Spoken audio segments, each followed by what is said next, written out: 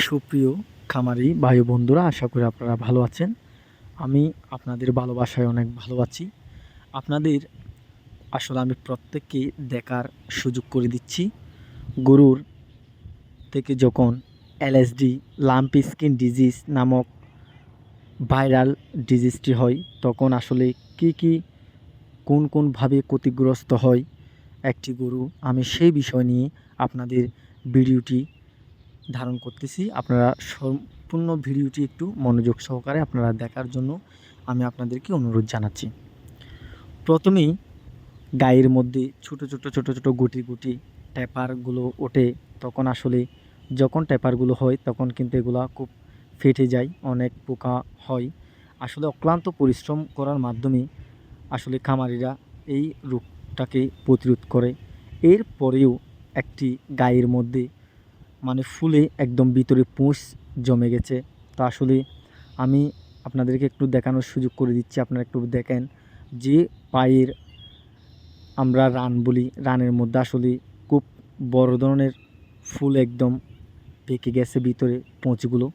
তো ওনারাও আসলে জানে না, আমাকে যখন ডাকে আমি গিয়ে দেখি আসলে এটা অনেক বড় করে ফুলে গেছে। তো আসলে আমি গরুটাকে শোয়ালাম, অনেক কষ্টের মাধ্যমে শোয়াই আমি একটা নিডলের সাহায্যে নিয়ে আমি দেখতেছি আসলে ভিতরে কোনো পুঁজ হয়ে গেছে কিনা। আমি এটা শনাক্ত করার জন্য একটা নিডল আমি পুশিং করার সাথে সাথে দেখি ভিতরে একদম বেশি করে পুঁজ হয়ে গেছে। তা আসলে এগুলো আমি সম্পূর্ণ ভালো করে পরিষ্কার করার জন্য আসলে পুঁজগুলো আমি বের করে ফেলতেছি।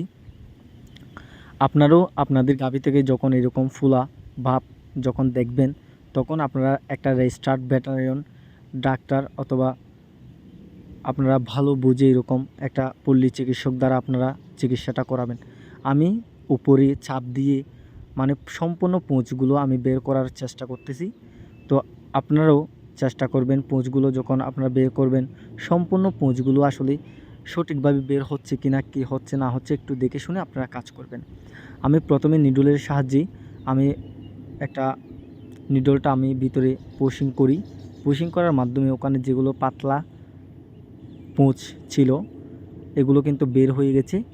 এরপরে যখন এগুলো সম্পূর্ণভাবে যখন সবগুলো বের হয়ে গেছে, তখন আমি ফরসেট ভিতরে ঢুকিয়ে আমি আসলে আমাদের যে 16 নাম্বার সিজার ব্লেডের সাহায্যে আমি কেটে নিয়েছি। কেটে নেওয়ার পরে আমি ফরসেট ব্যবহার করে আমি ভিতরে ঢুকিয়ে দিয়ে আমি সম্পূর্ণ ভালো করে আমি এগুলো পরিষ্কার করে ফেলেছি।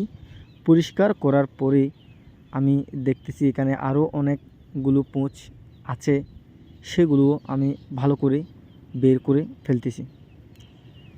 যখন পুঁজগুলো পড়তেছে আমি ভালো করে পুঁজগুলো রিলিজ হওয়ার জন্য, পুঁজগুলো বের হওয়ার জন্য আসলে আমি হাতের একটু চাপ দিয়ে আমি পুঁজগুলো বের করার চেষ্টা করতেছি।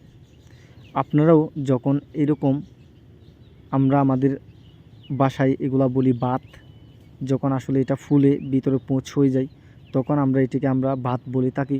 এটি যখন আপনারা অপারেশন করবেন অথবা আপনারা যখন এটা পরিষ্কার করার চেষ্টা করবেন, তখন কিন্তু আপনারা ভালো করে গরুটাকে বেঁধে ফেলবেন।